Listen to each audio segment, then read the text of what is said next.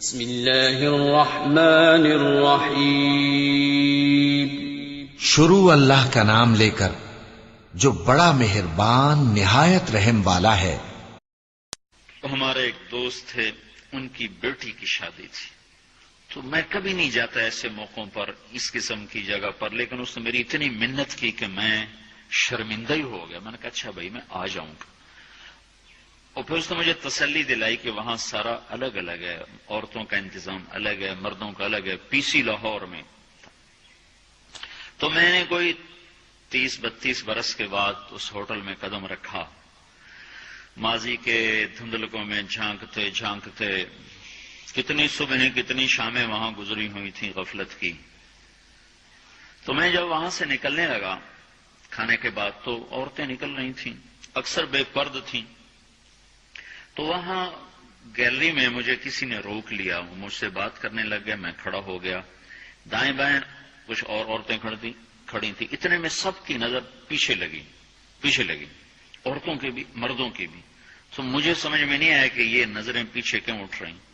کیا دیکھا، میرے قریب سے ایک خاتون گزری جو سر سے لے کر پاؤں تک مکمل برقعے میں، ہاتھوں پہ بھی دستانے تھے اور پاؤں میں جرابیں تھیں، اور ایک بالکل سادہ سا برقع انہوں نے پہنا ہوا تھا. جب وہ گزری ہے تو ایک دم سناٹا چھا گیا، سارے عورتوں پر بھی سارے مردوں پر بھی.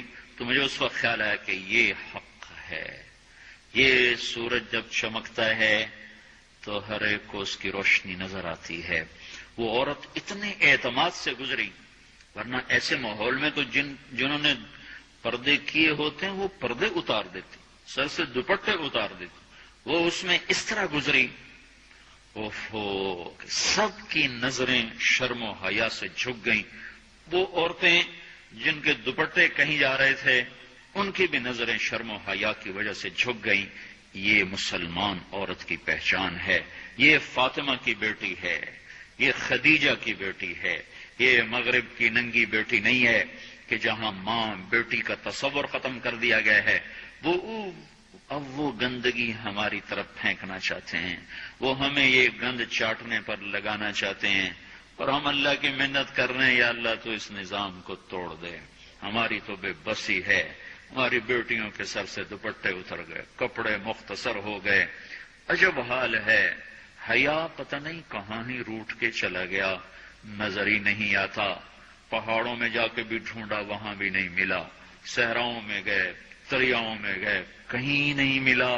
کبھی ایک صفت ہوا کرتی تھی، آج پتہ نہیں کہاں سے ملے گی، کس بازار سے ملے گی. وہ منڈیاں ہی بند ہو گئیں. جس قوم کی بچیاں ناچ گانے کو اپنا شعار اور شوق بنا لیں، ان کی نسل سے اب خالد بن ولید نہیں پیدا ہو سکتے، ناچنے والے ہی پیدا ہوں گے. محمد بن قاسم نہیں پیدا ہو سکتے، طارق بن زیاد نہیں پیدا ہو سکتے.